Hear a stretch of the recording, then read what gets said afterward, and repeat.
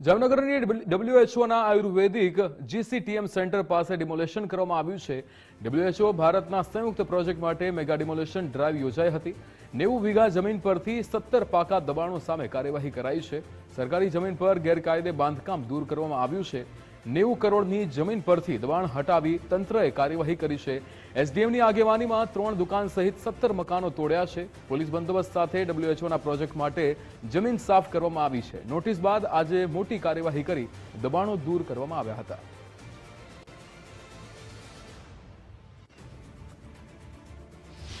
ભારત દેશના અતિ મહત્વાકાંક્ષી પ્રોજેક્ટ અને WHO સાથે જે સંલગ્ન પ્રોજેક્ટ છે, આયુર્વેદ સંસ્થા સાથે સંકળાયેલ જે સંશોધન સેન્ટર છે, તેની આસપાસના જે દબાણો છે તે હટાવવાની કામગીરી હાલ હાથ ધરવામાં આવી છે।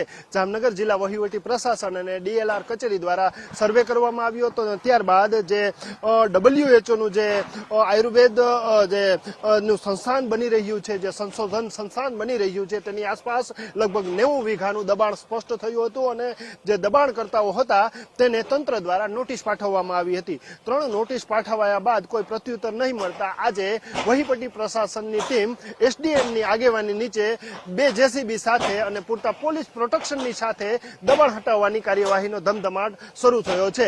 જામનગર નજીકનું ગોરધનપર અને લાખાબાવડ ગામ છે કે જ્યાં સીમ વિસ્તારમાં આ સેન્ટર સ્થપાવા જઈ રહ્યું છે। આ સેન્ટર ઊભું થાય તે પૂર્વે આસપાસના દબાણો છે તે હટાવવાની કામગીરી હાલ હાથ ધરવામાં આવી છે। દબાણોની વાત કરવામાં આવે તો 90 વીઘામાં કાચા પાકા 17 દબાણો જે થયા હતા તેને હટાવવાની કામગીરી હાથ ધરવામાં આવી છે, જેમાં 3 દુકાનો હતી અને બીજા રેસિડેન્ટ બાંધકામો હતા।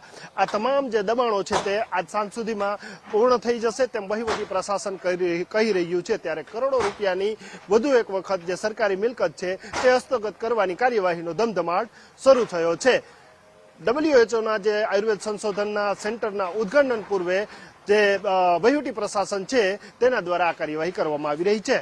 કેમેરામેન હિરેન ગાંધીની સાથે નથુ આહિર, ગુજરાત ફર્સ્ટ, જામનગર।